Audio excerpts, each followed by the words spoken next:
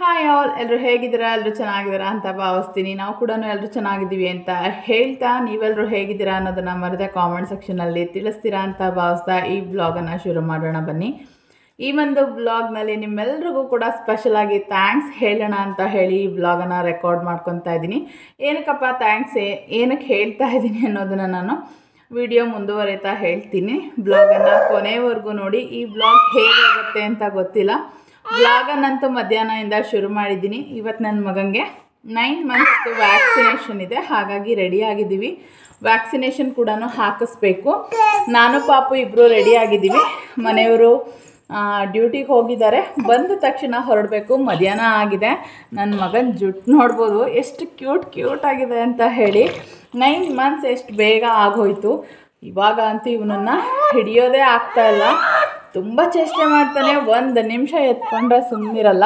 Vlog ಅಂತೂ ಮಾಡೋದು ಅಸಾಧ್ಯ ಅಂತಲೇ ಹೇಳ್ಬೋದು. ಡೈಲಿ ರೆಕಾರ್ಡ್ ಮಾಡ್ಕೊಳ್ಳೋದಕ್ಕೂ ಆಗೋದಿಲ್ಲ, ಎಡಿಟ್ ಮಾಡಿ ಹಾಕೋದಕ್ಕೂ ಕೂಡ ಟೈಮ್ ಇಲ್ಲ ಅಂತಲೇ ಹೇಳ್ಬೋದು. 24 ಅವರ್ಸ್ ಹೇಗೆ ಹೋಗುತ್ತೆ ಅನ್ನೋದೇ ನನಗೆ ಗೊತ್ತಾಗೋದಿಲ್ಲ. ಇವನನ್ನು ನೋಡ್ಕೊಳ್ತಾ, ಮಗಳನ್ನು ನೋಡ್ಕೊಳ್ತಾ ಫುಲ್ ಟೈಮ್ ಬ್ಯುಸಿಯಾಗಿದ್ದೀನಿ.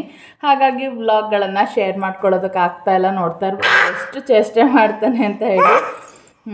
ತುಂಬ ಆಟ ಆಡುತ್ತೆ. ಅವ್ನು ಆಟ ಆಡಿಸೋದ್ರಲ್ಲೇ ನನ್ನ ಸಮಯ ಕಳೆದೋಗುತ್ತೆ ಅಂತಲೇ ಹೇಳ್ಬೋದು. ಈ ಬ್ಲಾಗ್ನಲ್ಲಿ ಎಲ್ರಿಗೂ ಕೂಡ ಸ್ಪೆಷಲ್ ಥ್ಯಾಂಕ್ಸ್ ಏನಕ್ಕಪ್ಪ ಅಂತಂದರೆ, ನಾನು ಯೂಟ್ಯೂಬ್ ಶುರು ಮಾಡಿದ ಮೇಲೆ ನಮ್ಮ ಒಂದು ಯೂಟ್ಯೂಬ್ ಫ್ಯಾಮಿಲಿನಲ್ಲಿ 3000 ಸಬ್ಸ್ಕ್ರೈಬರ್ಸ್ನ ಕಂಪ್ಲೀಟ್ ಮಾಡಿದ್ದೀವಿ. ನಮ್ಮ ಒಂದು ಯೂಟ್ಯೂಬ್ ಫ್ಯಾಮಿಲಿ 3000 ಸಬ್ಸ್ಕ್ರೈಬರ್ಸ್ನ ಕಂಪ್ಲೀಟ್ ಮಾಡಿದೆ ಅಂತ ಹೇಳೋದಕ್ಕೆ ಖುಷಿ ಆಗುತ್ತೆ. ಯಾರೆಲ್ಲ ಸಬ್ಸ್ಕ್ರೈಬ್ ಮಾಡ್ಕೊಂಡಿರ್ತೀರ ನಿಜವಾಗ್ಲೂ ಗೊತ್ತಿರೋದಿಲ್ಲ. ಸಬ್ಸ್ಕ್ರೈಬ್ ಮಾಡ್ಕೊಳ್ದೇ ತುಂಬ ಜನ ನೋಡ್ತಾ ಇರ್ತಾರೆ. ಆದಷ್ಟು ಸಬ್ಸ್ಕ್ರೈಬ್ ಮಾಡಿಕೊಂಡು ಸಪೋರ್ಟ್ ಮಾಡಿದರೆ ನಮಗೂ ಕೂಡ ವೀಡಿಯೋಸನ್ನು ಹಾಕೋದಕ್ಕೆ ಮೋಟಿವೇಶನ್ ಬರುತ್ತೆ ಅಂತ ಹೇಳ್ತಾ, ಯಾರೆಲ್ಲ ಸಬ್ಸ್ಕ್ರೈಬ್ ಮಾಡಿಕೊಂಡು ಸಪೋರ್ಟ್ ಮಾಡ್ತಾಯಿದ್ದೀರಾ ಎಲ್ರಿಗೂ ಕೂಡ ತುಂಬಾ ಥ್ಯಾಂಕ್ಸ್. ನಿಮ್ಮೆಲ್ಲರ ಪ್ರೀತಿ ಸಹಕಾರ ಹೀಗೆ ಇದ್ದರೆ ನನಗೂ ಕೂಡ ಬ್ಲಾಗ್ಗಳನ್ನು ಶೇರ್ ಮಾಡೋದಕ್ಕೆ ಮೋಟಿವೇಶನ್ ಬರುತ್ತೆ. ಇವಾಗ ಅಂತೂ ಸ್ವಲ್ಪ ಕಷ್ಟ ಆಗ್ತಾಯಿದೆ ಬ್ಲಾಗ್ಸನ್ನು ಶೇರ್ ಮಾಡೋದು, ಮಕ್ಕಳನ್ನ ಮೇಂಟೈನ್ ಮಾಡಿಕೊಂಡು. ಹಾಗಾಗಿ ಬ್ಲಾಗ್ಸನ್ನು ಶೇರ್ ಮಾಡ್ತಾಯಿಲ್ಲ.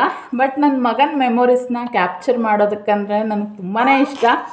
ಆದಷ್ಟು ಅವನ ಒಂದು ಮೆಮೊರಿಗಳನ್ನು ನಿಮ್ಮ ಜೊತೆಗೆ ಶೇರ್ ಮಾಡ್ಕೊತೀನಿ. ಲೈಫ್ ಟೈಮ್ ನನ್ನ ಒಂದು ಮೆಮೊರಿನಲ್ಲಿ ಸೇವ್ ಆಗಲಿ ಅಂತ ಹೇಳಿ. ನೋಡ್ತಾ ಇರ್ಬೋದು ತುಂಬ ಚೇಷ್ಟೆ ಮಾಡ್ತಾನೆ. ತುಂಬ ಹೊತ್ತು ಹೀಗೆ ಹಿಡ್ಕೊಂಡು ಕೂತು ಅಳೋದಕ್ಕೆ ಶುರು ಮಾಡಿಬಿಡ್ತಾನೆ. ಹಾಗಾಗಿ ಬ್ಲಾಗ್ಗಳನ್ನು ಮಾಡ್ಕೊಳ್ಳೋದು ಸ್ವಲ್ಪ ಕಷ್ಟ. ಇನ್ನು ಮುಂದೆ ಡಿಫ್ರೆಂಟಾಗಿರೋ ಬ್ಲಾಗ್ಸನ್ನು ನಿಮ್ಮ ಜೊತೆಗೆ ಶೇರ್ ಮಾಡ್ಕೊತೀನಿ. ಲಾಸ್ಟ್ ಬ್ಲಾಗ್ನಲ್ಲಿ 3000 ಸಬ್ಸ್ಕ್ರೈಬರ್ಸ್ನ ಆದಷ್ಟು ಬೇಗ ರೀಚ್ ಮಾಡಿದರೆ ನನ್ನ ತಮ್ಮನ ಎಂಗೇಜ್ಮೆಂಟ್ ವಿಡಿಯೋನ ನಿಮ್ಮ ಜೊತೆಗೆ ಶೇರ್ ಮಾಡ್ಕೊತೀನಿ ಅಂತ ಹೇಳಿದ್ದೆ. ಏನಕ್ಕಪ್ಪ ಅಂತಂದರೆ ನನಗೂ ಕೂಡ ಒಂದು ಮೆಮೊರಿ. 3000 ಸಬ್ಸ್ಕ್ರೈಬರ್ಸ್ ಆದಮೇಲೆ ನನ್ನ ತಮ್ಮನ ಎಂಗೇಜ್ಮೆಂಟ್ ವೀಡಿಯೋಸ್ನ ನಿಮ್ಮ ಜೊತೆಗೆ ಶೇರ್ ಮಾಡಿದ್ದೆ ಅಂತ ಹೇಳಿ. ಹಾಗಾಗಿ ನೋಡೋಣ, ನಾಳೆ ನಾಡಿದ್ದು ಖಂಡಿತವಾಗ್ಲೂ ಶೇರ್ ಮಾಡ್ಕೊತೀನಿ. ಈ ಬ್ಲಾಗನ್ನು ಹಾಕಿದ್ದ ಆದಮೇಲೆ ಮದುವೆ ಯಾವಾಗ, ಮದುವೆ ಪ್ರಿಪ್ರೇಷನ್ ಏನೆಲ್ಲ ಆಗ್ತಾಯಿದೆ ಅನ್ನೋದನ್ನು ನೆಕ್ಸ್ಟ್ ಅಪ್ಕಮಿಂಗ್ ಬ್ಲಾಗ್ಸಲ್ಲಿ ನಿಮ್ಮ ಜೊತೆಗೆ ಶೇರ್ ಮಾಡ್ಕೊತೀನಿ ಸಾಧ್ಯ ಆದಷ್ಟು. ಯಾಕಪ್ಪ ಅಂತಂದರೆ ಈ ನಡುವೆ ಪಾಪುಗೆ ಎಕ್ಸಾಮ್ಸ್ ಎಲ್ಲ ಬರುತ್ತೆ. ನಾನು ಕೂಡ ಸ್ವಲ್ಪ ಬ್ಯುಸಿ ಇರ್ತೀನಿ. ನೋಡೋಣ ಹೇಗೆಲ್ಲ ಆಗುತ್ತೆ ಅನ್ನೋದನ್ನು ನಿಮ್ಮ ಜೊತೆಗೆ ಆದಷ್ಟು ಶೇರ್ ಮಾಡ್ಕೊಳ್ಳೋದಕ್ಕೆ ಟ್ರೈ ಮಾಡ್ತೀನಿ. ಅದ್ರ ಮಧ್ಯದಲ್ಲಿ ಈ ನನ್ನ ಪುಟ್ಟ ತುಂಟ ಕಂದನ್ನು ನೋಡ್ಕೊಳ್ಳೋದು ಒಂದು ದೊಡ್ಡ ಟಾಸ್ಕ್ ಅಂತಲೇ ಹೇಳ್ಬೋದು. ಅಲ್ಲಿ ನೋಡಿ ಮಗನೆ, ಹಾಯ್ ಮಾಡಿ ಮಗನೆ, ಬಾಯ್ ಬಾಯ್ ಬಾಯ್ ಬಾಯ್ ಬಾಯ್ ಮಾಡಿ. ಟೌನಿಗೆ ಹೋಗೋಣ. ಬಾಯ್ ಮಾಡಿ ಬಾಯ್ ಮಾಡಿ ಬಾಯ್ ಬಾಯ್ ಬಾಯ್ ಮಾಡಿ ಬಾಯ್ ಮಾಡಿ ಹೋಗೋಣ. ಬಾಯ್ ಮಾಡಿ ಅಲ್ಲಿ, ಬಾಯ್ ಬಾಯ್ ಬಾಯ್ ಮಾಡಿ ಅಲ್ಲಿ. ಪಪ್ಪ ಬಂದರು, ಬಾಯ್ ಮಾಡಿ ಬಾಯ್ ಬಾಯ್. ಅವನಿಗೆ ಹಾಯ್ ಹೇಳಿದರೆ ಗೊತ್ತಾಗಲ್ಲ, ಬಾಯ್ ಅಂತೂ ಚೆನ್ನಾಗಿ ಮಾಡ್ತಾನೆ. ಈ ರೀತಿ ಅದು ನೋಡೋದಕ್ಕೊಂಥರ ಖುಷಿ ಅನಿಸುತ್ತೆ. ಹೇಳಿದ್ದೆಲ್ಲ ಅರ್ಥ ಆಗುತ್ತೆ. ಜೋರು ಮಾಡಿದರೆ ಜೋರು ಕೂಡ ಮಾಡ್ತಾನೆ. ಏಯ್ ಏಯ್ ಏಯ್ ಯಾಕೆ ಏಯ್ ಏಯ್ ನೋಡ್ತಾ ಇರ್ಬೋದು ಎಷ್ಟು ಬೇಗ ರಿಯಾಕ್ಟ್ ಮಾಡ್ತಾನೆ ಅಂತ ಹೇಳಿ. ಕಳ್ಳ ಕಳ್ಳ ಕಳ್ಳ ಅಲ್ಲ ಮಗನೆ, ನೀವು ಕಳ್ಳ ಕಳ್ಳ. ಮಕ್ಕಳನ್ನ ಈ ವಯಸ್ಸಲ್ಲಿ ನೋಡೋದಕ್ಕೆ ಒಂಥರ ಚೆಂದ. ಅವ್ರ ಆಟ ಆಗಿರ್ಬೋದು, ಡೇ ಬೈ ಡೇ ಅವರ ಒಂದು ಆ್ಯಕ್ಟಿವಿಟೀಸ್ ಎಷ್ಟು ಚೇಂಜ್ ಆಗುತ್ತೆ. ನನ್ನ ಮಗಂಗೆ ಇವಾಗ 9 ಮಂತ್ಸ್. ತುಂಬ ಚೇಷ್ಟೆ ಮಾಡ್ತಾನೆ. ಅವ್ನ ಚೇಷ್ಟೆ ನೋಡೋದಕ್ಕೆ ಚೆಂದ. ಜೋರು ಕೂಡ ಮಾಡ್ತಾನೆ. ಇವಾಗ ನೋಡಿದ್ರಲ್ಲ ಹಾಗೆ. ಬಾಯ್ ಮಾಡು ಮಗನೆ, ಬಾಯ್ ಬಾಯ್ ಬಾಯ್ ಬಾಯ್ ಬಾಯ್ ಬಾಯ್ ಬಾಯ್ ಬಾಯ್ ಎಲ್ರಿಗೂ ಬಾಯ್ ಬಾಯ್. ನಾವಿವತ್ತು ಚುಚ್ಚ ಮಾಡಿಸ್ಕೊಂಡು ಬರ್ತೀವಿ. ಅವನಿಗೆ 9 ಮಂತ್ಸ್ ವ್ಯಾಕ್ಸಿನೇಷನ್ ಇದೆ, ಹಾಗಾಗಿ ಹಾಸನಿಗೆ ಹೊರಡ್ತಾ ಇದ್ದೀವಿ. ಮಗಳು ಹಾಗೆಯೇ ಹಸ್ಬೆಂಡ್ ಇಬ್ಬರು ಬರಬೇಕು. ನೋಡೋಣ ಬನ್ನಿ ಈ ಬ್ಲಾಗ್ ಹೇಗೆ ಹೋಗುತ್ತೆ ಅನ್ನೋದನ್ನು ಆದಷ್ಟು ಕ್ಯಾಪ್ಚರ್ ಮಾಡ್ಕೊಳ್ಳೋದಕ್ಕೆ ಟ್ರೈ ಮಾಡ್ತೀನಿ ಸಂಜೆವರೆಗೂ. ಪಾಪು ಹೇಗಿರ್ತಾನೆ, ಆದಷ್ಟು ವ್ಯಾಕ್ಸಿನೇಷನ್ ಹಾಕಿಸ್ದಾಗೆಲ್ಲ ಅವನು ಆರಾಮಾಗೇ ಇರ್ತಾ ಇದ್ದ. ತುಂಬ ಏನು ಅಳೋದು ಕಿರಿಕಿರಿ ಮಾಡೋದು, ಸ್ವಲ್ಪ ಮೂಡಿಯಾಗಿರ್ತಾನೆ. ಸ್ವಲ್ಪ ಜ್ವರ ಬಂದಾಗ ಅನ್ಸುತ್ತಲ್ಲ, ಹಾಗಾಗಿ ಅದು ಬಿಟ್ಟರೆ ನಾರ್ಮಲ್ಲಾಗೇ ಇರ್ತಾ ಇದ್ದ. ಬಟ್ ಇವತ್ತು ಹೇಗಿರ್ತಾನೆ ಏನು ಅನ್ನೋದನ್ನು ನಿಮ್ಮ ಜೊತೆಗೆ ಶೇರ್ ಮಾಡ್ಕೊತೀನಿ. ನಾವು ವ್ಯಾಕ್ಸಿನೇಷನ್ ಎಲ್ಲ ಎಲ್ಲಿ ಹಾಕಿಸ್ತೀನಿ ಏನು ಅನ್ನೋದನ್ನು ಕೂಡ ಬೇಕಂತಂದರೆ ಶೇರ್ ಮಾಡ್ಕೊತೀನಿ. ಇವಾಗೆಲ್ಲ ಏನು ಗೌರ್ಮೆಂಟ್ ಹಾಸ್ಪಿಟಲ್ಗಳಲ್ಲಿ, ಪ್ರೈವೇಟ್ ಹಾಸ್ಪಿಟಲ್ಗಳಲ್ಲಿ ಎಲ್ಲ ಕಡೆ ವ್ಯಾಕ್ಸಿನೇಷನ್ ಈಸಿಯಾಗಿ ನಮಗೆ ಸಿಗುತ್ತೆ. ಮುಂಚೆ ಥರ ತುಂಬ ದೂರದ ಹಾಸ್ಪಿಟ್ಲ್ಗಳಿಗೆ ವಾರಕ್ಕೊಂದೇ ದಿನ ಇಂಜೆಕ್ಷನ್ ಆ ಥರ ಏನಿಲ್ಲ. ನೀವು ಬೇಕಂತಂದರೆ ಹತ್ತಿರದಲ್ಲಿರೋ ಹಾಸ್ಪಿಟಲ್ಗಳಲ್ಲೂ ಕೂಡ ಹಾಕಿಸ್ಕೊಬಹುದು. ಹಾಗಾಗಿ ಅದ್ರ ಡೀಟೇಲ್ಸ್ ಏನು ನಾನು ನಿಮ್ಮ ಜೊತೆಗೆ ಶೇರ್ ಮಾಡ್ಕೊಳ್ಳೋದಕ್ಕೆ ಹೋಗ್ತಾ ಇಲ್ಲ. ಬೇಕಂತಂದರೆ ಯಾರಿಗಾದರೂ ಇಂಟ್ರೆಸ್ಟ್ ಇದ್ದರೆ ನಿಮ್ಮ ಮಕ್ಕಳಿಗೆ ಯೂಸ್ ಆಗುತ್ತೆ ಏನೆಲ್ಲ ವ್ಯಾಕ್ಸಿನೇಷನ್ ಅಂತಂದರೆ ಹೇಳ್ತೀನಿ ಅಷ್ಟೇ. ಇವಾಗೆಲ್ಲ ವ್ಯಾಕ್ಸಿನೇಷನ್ ಕಾರ್ಡ್ಗಳನ್ನೇ ಕೊಟ್ಬಿಡ್ತಾರೆ, ಯಾವ್ಯಾವೆಲ್ಲ ಇಂಜೆಕ್ಷನ್ಸ್ನ ಹಾಕಿಸ್ಬೇಕು ಅಂತ ಹೇಳಿ. ತಾಯಿ ಕಾರ್ಡಲ್ಲಿ ಕೂಡ ಮೆನ್ಷನ್ ಮಾಡಿರ್ತಾರೆ, ನೋಡ್ಕೊಂಡು ಹಾಕಿಸ್ಕೊಬೋದು. ನಾನು ಪಾಪುಗೆ ಸದ್ಯಕ್ಕೆ ಅವನೆಲ್ಲಿ ಡೆಲಿವರಿ ಆಗಿತ್ತು ಅದೇ ಹಾಸ್ಪಿಟಲಲ್ಲಿ ಹಾಕಿಸ್ತಾ ಇದ್ದೀನಿ. ಇವತ್ತು ಫ್ರೀಯಾಗಿದ್ವಿ, ಹೋಗ್ಬಿಟ್ಟು ಬರೋಣ ಅಂತ ಹೊರಟಿದ್ದೀವಿ. ತಡ ಮಾಡೋದು ಬೇಡ, ಬನ್ನಿ ಹೊರಡೋಣ.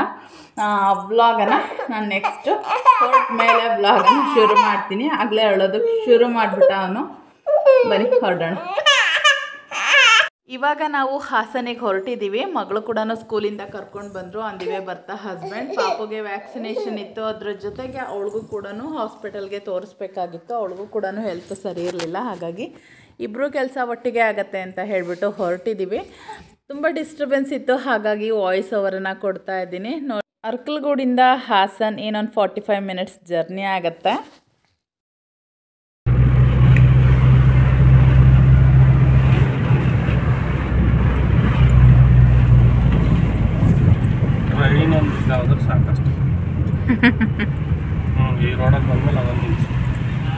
ಫ್ಲೈಓವರ್ ಮೇಲೆ ಹೋಗ್ಲಿಲ್ವಾ ನೀವು?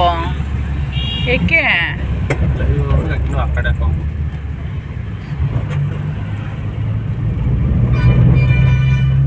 ಮಾತ್ರ ಇಲ್ಲಿ ಯಾವ ಪುರಾತನ ಕಾಲಕ್ಕೆ ರೆಡಿ ಮಾಡ್ತಾರೋ ಗೊತ್ತಿಲ್ಲ. ಇವನಂತೂ ಏನಂದ್ರೆ ಏನು ಕೆಲಸ ಮಾಡ್ತಾ ಇಲ್ವನು. ಗೆದ್ದೆ 1 ವರ್ಷದ ಮೇಲೆ ಆಯ್ತಲ್ವೇನ್ರಿ? ಅದೇ ಇನ್ನು ಲಾಸ್ಟ್ 1.5 ವರ್ಷ ಬಿಡಿ. ಯಪ್ಪ, ನಮಗೆ ಹಾಸನಿಗೆ ಬರೋದೇ ಗೊತ್ತಾಗೋದಿಲ್ಲ ಅಂತಲೇ ಹೇಳ್ಬೋದು. ಅರ್ಕಲ್ಗೂಡಿಂದ ಹಾಸನ್ ರೋಡ್ ತುಂಬಾ ಚೆನ್ನಾಗಿದೆ. ಬಟ್ ಹಾಸನ್ಗೆ ಎಂಟರ್ ಆದಮೇಲೆ ರೋಡ್ ತುಂಬಾ ಕೆಟ್ಟದಾಗಿದೆ ಅಂತಲೇ ಹೇಳ್ಬೋದು. ಅಷ್ಟು ವರ್ಸ್ಟಾಗಿದೆ. ರಿಪೇರಿ ಮಾಡ್ತಾನೆ ಇದ್ದಾರೆ 5-6 ವರ್ಷದಿಂದನೂ ಕೂಡ. ಟೌನ್ ಸ್ಥಿತಿ ಹೀಗೇ ಇದೆ ಅಂತಲೇ ಹೇಳ್ಬೋದು. ರೋಡ್ಗಳಂತೂ ತುಂಬ ಕೆಟ್ಟದಾಗಿದೆ. ಈ ಕಾಲೇಜನ್ನು ಅಥವಾ ಸ್ಕೂಲನ್ನು ಏನಕ್ಕೆ ತೋರಿಸ್ತಾ ಇದ್ದೀನಪ್ಪ ಅಂತಂದರೆ, ಅಲ್ಲಿ ಕಾಣಿಸ್ತಾ ಇದೆಯಲ್ಲ ದೊಡ್ಡ ಬಿಲ್ಡಿಂಗ್, NDRK ಇನ್ಸ್ಟಿಟ್ಯೂಷನ್. ನಾನು BEd ಮಾಡಿದಂತಹ ಕಾಲೇಜ್, ಹಾಗಾಗಿ ನಿಮ್ಮ ಜೊತೆಗೆ ಶೇರ್ ಮಾಡ್ಕೊತಾ ಇದ್ದೀನಿ. ಯಾರೆಲ್ಲ NDRKನಲ್ಲಿ BEd ಮಾಡಿದ್ರಿ ಅಥವಾ ಏನಾದರೂ ಓದಿರ್ಬೋದು, ನರ್ಸಿಂಗ್ ಇದೆ ಅಥವಾ PU ಇದೆ, ಹೈಸ್ಕೂಲ್ ಇದೆ, ಪ್ರೈಮರಿ ಇದೆ, ಎಲ್ಲ ಕೂಡ ಇದೆ. ಹಾಗಾಗಿ ಯಾರೆಲ್ಲ NDRK ಇನ್ಸ್ಟಿಟ್ಯೂಷನಲ್ಲಿ ಓದಿದ್ದೀರಾ ಮರೆಯದೆ ಕಾಮೆಂಟ್ ಸೆಕ್ಷನಲ್ಲಿ ತಿಳಿಸಿ. ನಾವು ಇನ್ನೇನು ಹಾಸ್ಪಿಟಲ್ಗೆ ಬಂದ್ವಿ. ಅಪಾಯಿಂಟ್ಮೆಂಟ್ ತೊಗೊಂಡಿದ್ದು ಬಂದು ನಾವು 2 o'clock, ಹಾಗಾಗಿ ಅಷ್ಟೊತ್ತಿಗೆ ರೀಚ್ ಆದ್ವಿ. ಒಂದಿಬ್ಬರು ಪೇಷಂಟ್ ಇದ್ದರು ನಮ್ಮ ಮುಂದೆ, ಅವರಾದಮೇಲೆ ನೆಕ್ಸ್ಟ್ ನಮ್ಮದೇ ಇದ್ದಿದ್ದು, ಹಾಗಾಗಿ ವೆಯ್ಟ್ ಮಾಡ್ತಾಯಿದ್ದೀವಿ. ಪಾಪಗೂ ಕೂಡ ಶೀತ ಆಗಿದೆ, ನೋಡ್ತಾ ಇರ್ಬೋದು ವಿಡಿಯೋನಲ್ಲಿ. ಇವಾಗ ಸ್ವಲ್ಪ ಚಳಿ ಇರೋ ಕಾರಣ ಮಕ್ಕಳಿಗೆ ಬೇಗ ಶೀತ, ಕೆಮ್ಮು, ಜ್ವರ ಎಲ್ಲ ಕೂಡ ಬರುತ್ತೆ ಅಂತಲೇ ಹೇಳ್ಬೋದು. ಅದರಲ್ಲೂ ಈ ರೀತಿ ಇಬ್ಬರು ಮಕ್ಕಳು ಮನೆಯಲ್ಲಿದ್ದಾರೆ ಅಂತಂದರೆ ಒಬ್ರದ್ದು ಇನ್ಫೆಕ್ಷನ್ ಇನ್ನೊಬ್ಬರಿಗೆ ಆಗತ್ತೆ. ಈ ರೀತಿ ಬಿಲ್ಲೆಲ್ಲ ಪೇ ಮಾಡಿದ್ದು ಆಯಿತು. ಇವತ್ತಿನ ಒಂದು ಇಂಜೆಕ್ಷನ್ ರೇಟ್ ಬಂದು ಆಲ್ಮೋಸ್ಟ್ 5000 ರೂಪೀಸ್ ಇದೆ. 2 ಇಂಜೆಕ್ಷನ್ ಇತ್ತು, ಹಾಗಾಗಿ ಅದನ್ನು ಹಾಕ್ಸೋಣ ಅಂತ ಹೇಳಿ ಬಂದಿದ್ವಿ. ಪಾಪುಗೆ ಇಂಜೆಕ್ಷನ್ ಎಲ್ಲ ನಾವು ಬಿಗಿನಿಂಗಿಂದನೂ ಕೂಡ ಇಲ್ಲೇ ಹಾಕಿಸ್ತಾ ಇರೋದು. ಏನಿಲ್ಲ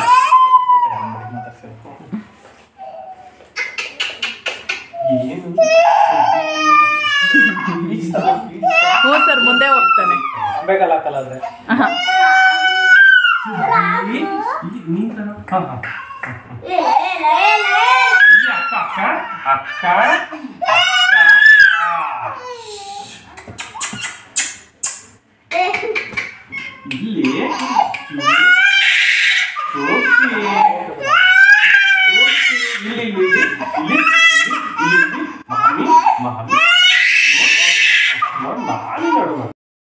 ಸಂಜೆ ಹಾಸನಿಂದ ಬಂದಮೇಲೆ ವಿಡಿಯೋಗೆ ಕಂಟಿನ್ಯೂ ಮಾಡೋದಕ್ಕಾಗಲಿಲ್ಲ. ತುಂಬ ಬಿಸಿಲಿದ್ದಿದ್ದ ಕಾರಣ ಒಂಥರ ತಲೆನೋವು ಶುರುವಾಗಿತ್ತು. ಹಾಗೆ ಪಾಪು ಕೂಡ ಸ್ವಲ್ಪ ವ್ಯಾಕ್ಸಿನೇಷನ್ ಆಗಿರೋದ್ರಿಂದ ಕಿರಿಕಿರಿ ಮಾಡ್ತಾ ಇದ್ದಾನೆ. ಆಟ ಆಡೋದಕ್ಕಂತ ಕೆಳಗಡೆ ಇಳಿಸಿದ್ರೆ ಅಳ್ತಾ ಇದ್ದ. ಹಾಗಾಗಿ ಅವನನ್ನು ಎತ್ಕೊಂಡೇ ಹಿಟ್ ಮಾಡ್ತಾ ಇದ್ದೆ.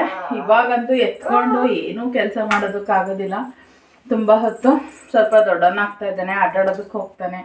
ಅಡುಗೆ ಮನೆಯಲ್ಲೆಲ್ಲ ಬಿಸಿ ಇರುತ್ತೆ ಪಾತ್ರೆಗಳು, ಇಲ್ಲೆಲ್ಲ ಈ ರೀತಿ ಮಾಡ್ತಾ ಇರ್ತಾನೆ ಅಂತ ಹೇಳಿ ಅವನನ್ನೆಲ್ಲ ಎತ್ಕೊಂಡು ಏನೂ ಕೆಲಸ ಮಾಡೋದಕ್ಕೆ ಹೋಗೋದಿಲ್ಲ. ಹಸ್ಬೆಂಡ್ ಇವತ್ತು ಇನ್ನೂ ಬಂದಿಲ್ಲ, ಹಾಗಾಗಿ ಮಲಗಿಬಿಡ್ತಾನೆ. ಮಧ್ಯಾಹ್ನ ಕೂಡ ಸರಿಯಾಗಿ ಮಲಗಿಲ್ಲ. ಹಾಗಾಗಿ ಹಿಟ್ ಮಾಡಿ ತಿನ್ನಿಸ್ಬಿಡೋಣ ಅಂತ ಹೇಳಿ ಹಿಟ್ ಮಾಡ್ತಾ ಇದ್ದೆ. ಪಪ್ಪ ಎಲ್ಲಿ? ಪಪ್ಪ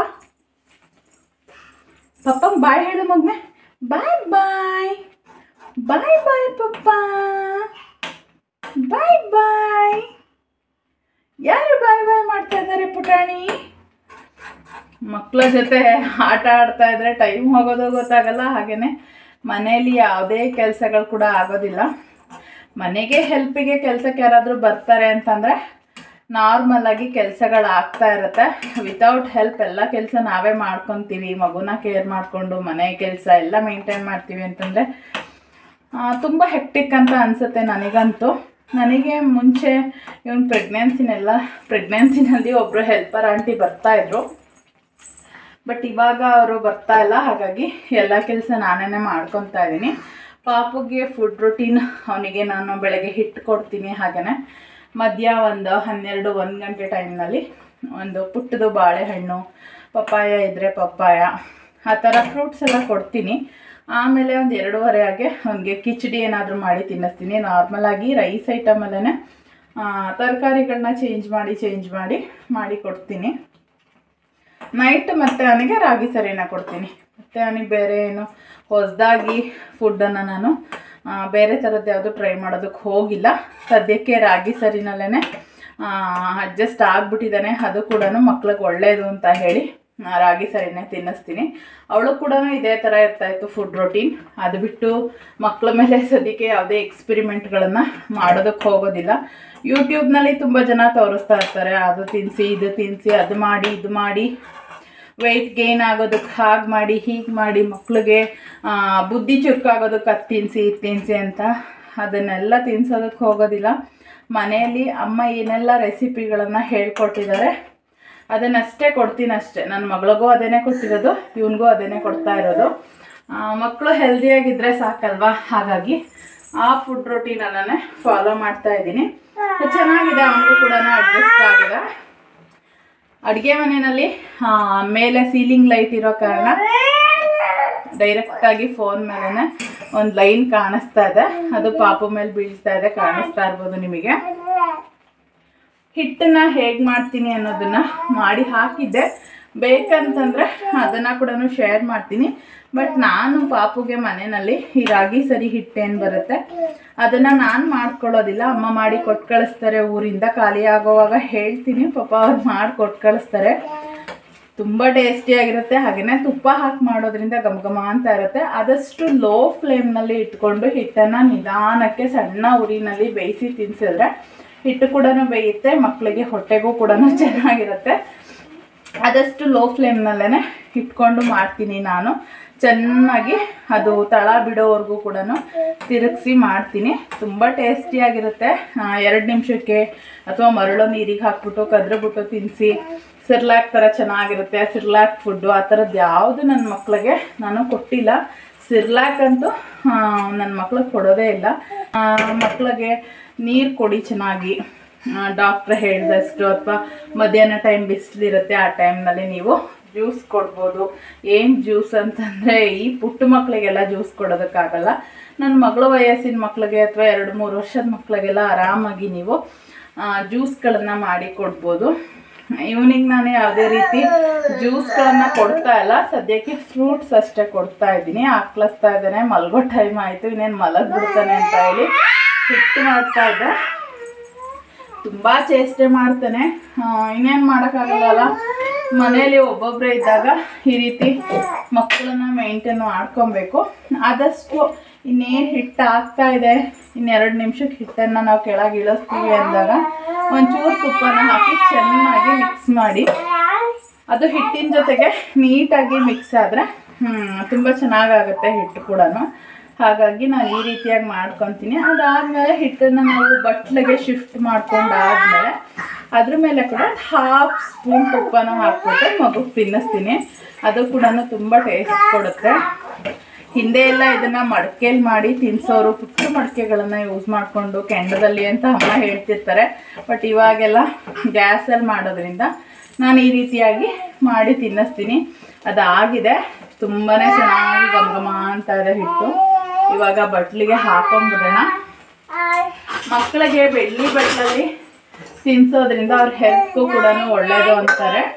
ನಾನು ಕೂಡ ಅವಳಿಗೂ ಕೂಡ ಬೆಳ್ಳಿ ಬಟ್ಲಲ್ಲೇ ತಿನ್ನಿಸ್ತಾ ಇದ್ದೆ. ಇವನಿಗೂ ಕೂಡ ಬೆಳ್ಳಿ ಬಟ್ಲಲ್ಲೇ ತಿನ್ನಿಸ್ತಾ ಇದ್ದೀನಿ. ಸ್ವಲ್ಪ ದೊಡ್ಡವರಾಗೋ ತನಕ ಮನೆಯಲ್ಲಿ ಇರೋವಾಗ ಯಾಕೆ ತಿನ್ನಿಸ್ಬಾರ್ದು ಅಲ್ವಾ? ಇಲ್ಲ ಅಂದರೆ ತೊಂದರೆ ಇಲ್ಲ, ನೀವು ಮಾಮೂಲಿ ಬಟ್ಲುಗಳಲ್ಲೇ ತಿನ್ನಿಸ್ಬೋದು.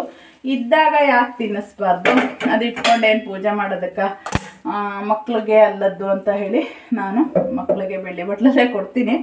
ಇದು ಅಮ್ಮ ಪ್ರಣಾಮಂಗೆ ಅಂತ ಹೇಳಿ ಕೊಡಿಸಿದ ಬಟ್ಲು. ಹಾಗೆಯೇ ಸ್ಪೂನ್ ನೋಡ್ತಾ ಇರ್ಬೋದು, ಮುದ್ದಾಗಿ ಪುಟ್ಟದಾಗಿದೆ. ಅವಳಿಗೂ ಕೂಡ ಯೂಸ್ ಮಾಡಿದೆ, ಇವನಿಗೂ ಕೂಡ ಯೂಸ್ ಮಾಡ್ತಾ ಇದ್ದೀನಿ.